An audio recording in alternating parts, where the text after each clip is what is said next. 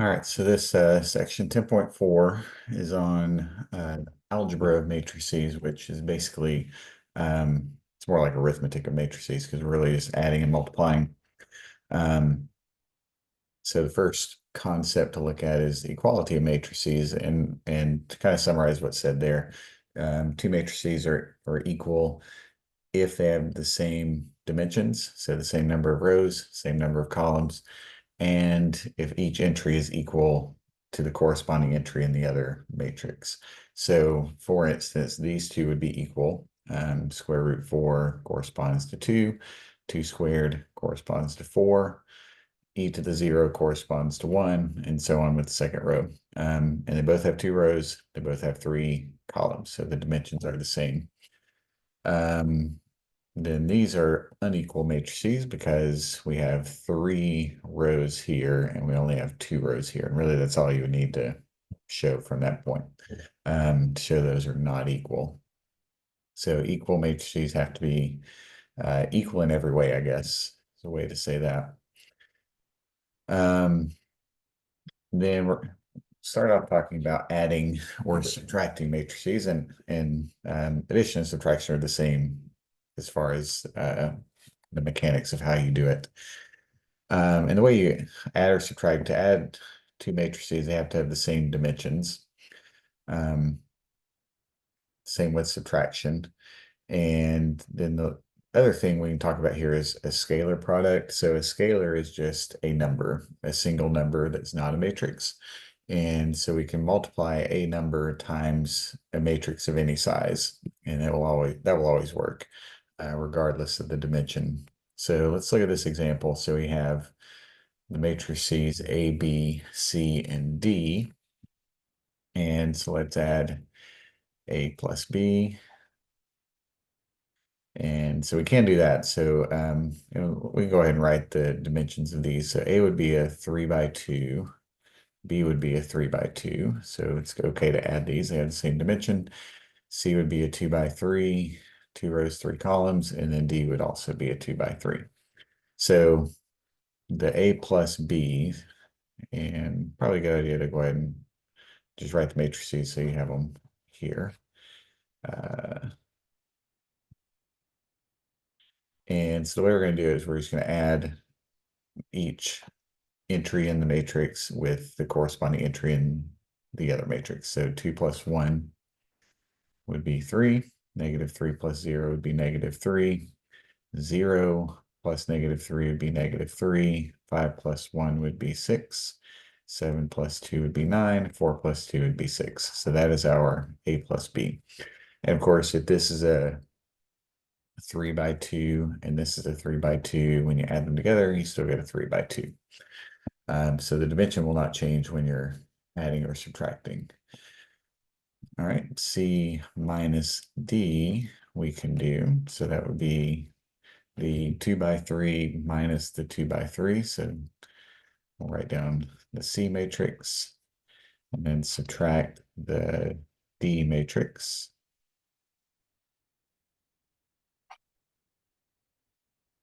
So 7 minus 6 is 1. Negative 3 minus 0 is negative 3. 0 minus negative 6, that'd be a positive 6. 0 minus 8.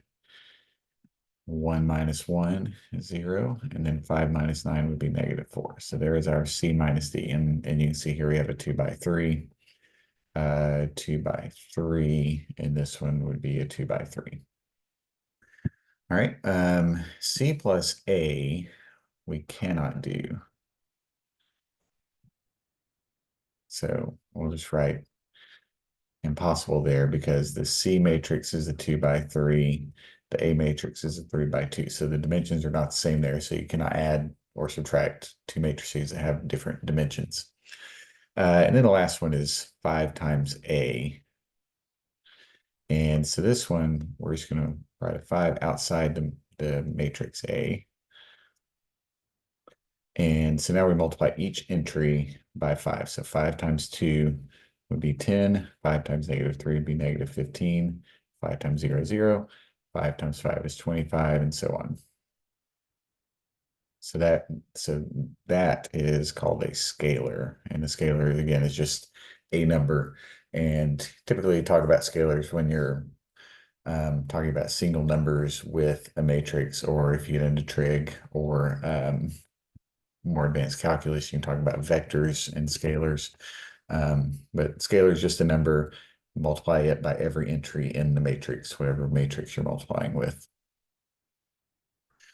All right, so properties of addition and scalar multiplication, typical properties with addition. So commutative, you can add in either order. Associative, you can add, if you're adding three matrices, you can add any two of them first and then add the third one after that.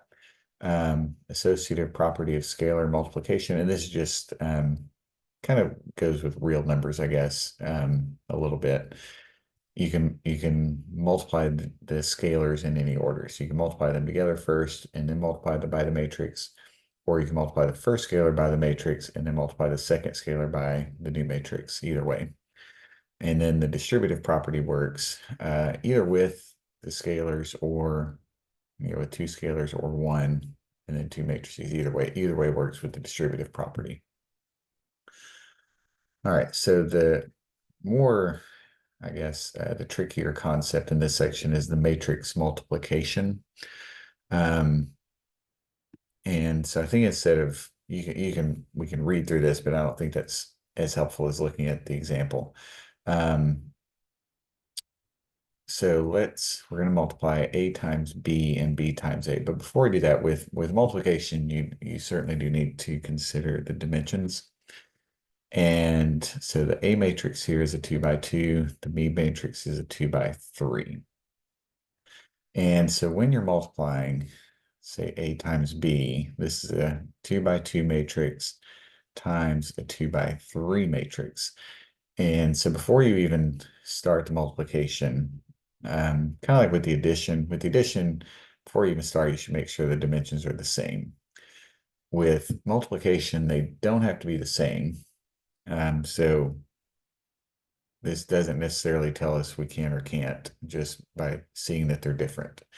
But we do need to make sure that the columns in A match the rows in B. So these two, when you write the dimensions like that in the order that you're multiplying, these two need to be the same. And so in this case, they are. So we have two columns here, two rows here. So that will work. And what it will actually give us in the end is what the outside numbers tell us. So the answer will be a 2 by 3 matrix.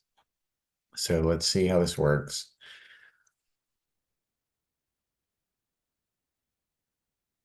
And so what we're going to do is we're going to multiply the first row by the first column here. And so we're going to do 1 times -1. And we'll write this in a couple of steps. So 1 times -1 plus 3 times 0. So that is the first entry of the answer. So we're multiplying this row by this column. We're multiplying the first entry of the row by the first entry of the column, second entry of the row by the second entry of the column, and then we're adding them together. So then to get this entry, this would be the second row by the first column. So the second row by the first column. So -1 times -1 plus 0 times 0. So that one times that one, and then that 0 times that 0, and then you add them together. All right, and then now, so this is the 1 1 entry. This is the 2 1 entry. This is the 2 1, or this is the 1 2 entry. So this would be the first row times the second column. So the first row times the second column. So 1 times 5 plus 3 times 4. And then this one will be the second row times the second column. So -1 0 times the 5 4. So -1 times 5 plus 0 times 4. And now we're going to do the same thing with the third column. So this entry here, 1 3, if you're writing it in this kind of subscript notation. So the first row and the third column. So the first row, third column. So 1 times 2 plus 3 times 7. And then this one will be the second row in the third column. So -1 times 2 plus 0 times 7. And so now it's just a matter of simplifying these. So -1 times -1 plus 3 times 0 would be a -1. 1 times 5 plus 3 times 4, that'd be 5 plus 12, so that'd be 17. 1 times 2 plus 3 times 7, so that'd be 2 plus 21, 23. -1 times -1 plus 0 times 0, that'd be a +1. -1 times 5 plus 0 times 4, that'd be a -5. And then 1, let's see, that's a -1 times 2 plus 0 times 7, so that'd be -2. And so that is our answer. And you see we have a 2 rows, 3 columns. So the number of rows in A by the number of columns in B, that will give the answer as long as these two match. So if they don't match, then we can't do them. And we'll see, we try to do B times A. So B times A, B is a 2 by 3, A is a 2 by 2. These do not match. And so this one is impossible. Cannot do that one. Okay, so you can only multiply matrices if the columns in the first one match the rows in the second one, or writing like this, the two inner numbers match. All right, so let's look at one more.